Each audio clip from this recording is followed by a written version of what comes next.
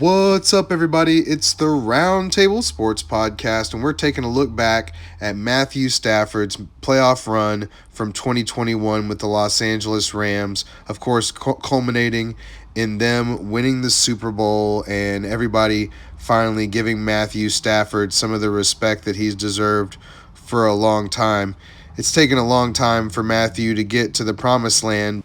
And because people like to slough all of the blame or all of the glory onto a quarterback one way or another, and of course we all know that it's a multivariable problem. There's the offensive line, there's the wide receivers, there's the whole thing. And Matthew just hasn't had it all come together for him with the Detroit Lions and finally found his way to a system and a team that was able to put a contender around him, and he finally was able to shine.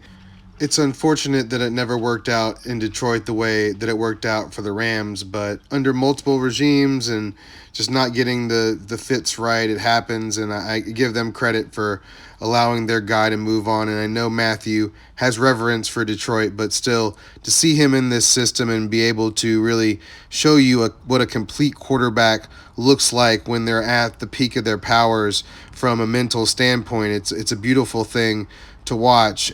One thing that all of those years in Detroit really did for Matthew was allow him to develop his pocket presence, which you see in great detail in this video. Of course, that run right there is left in this video just to show that he is mobile and he does use the pocket to his advantage when he has to.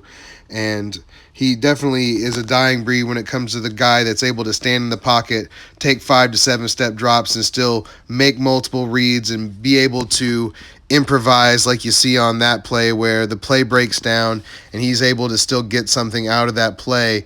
You know, between that and being able to go beyond the first or second read is something that the Los Angeles Rams didn't have before they got Matthew Stafford as well. So they were just as glad to have Matthew as he was to be there, it seemed, throughout the year. And obviously Cooper Kupp, had an incredible statistic year, and he's littered on this highlight film throughout, making huge plays and, showing why he was the MVP of the Super Bowl as well as so many fantasy championships. Let's make no mistake, that doesn't happen without Matthew coming in for Jared Goff either.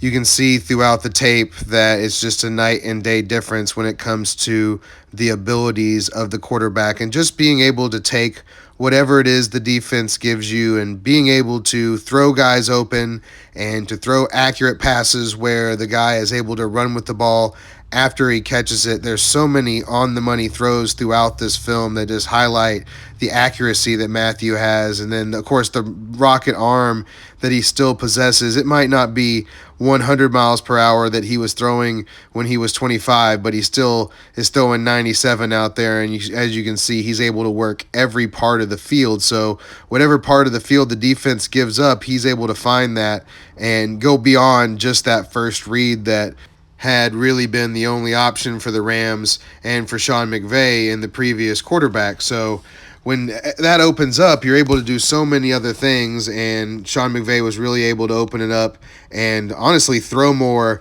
than I would have thought they would have had to in a successful playoff run, just because they didn't kill it on the ground the way they're usually able to scheme things open.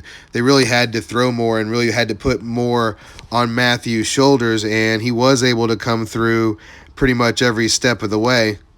And for next year, he's hit that sweet spot where he's still holding on to his athletic ability and to his power arm, and he's got all the knowledge. He's seen all these different things before, and as long as he's able to maintain his health and maintain his mobility, within the pocket, I think that the Rams are going to be in good shape to contend during that time. Certainly it gets more difficult after you win a Super Bowl because everybody gets paid, but as long as Matthew has this going on, as long as you're able to see him moving around the pocket, I think that bodes well for the Rams' chances. And then, having added Allen Robinson, having Cooper Kupp, Tyler Higbee, hoping that Cam Akers has a little bit more explosion coming off the injury, I think that the Rams are going to be in good shape, and I'm interested to see what Matthew can do with it coming into this year.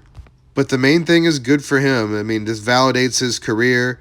I think if he'd have stayed in Detroit and never made it past a certain point, people would brand him like they brand Tony Romo. And, this makes all the difference for him. And I'm so glad that it happened for him, because I used to have to make Detroit videos saying, hey, this is a complete quarterback in a messed up situation. And now it's unequivocal that he's one of the best guys in the league now. Everybody, check out the Roundtable Sports Podcast. Find it anywhere you listen to podcasts for more analysis.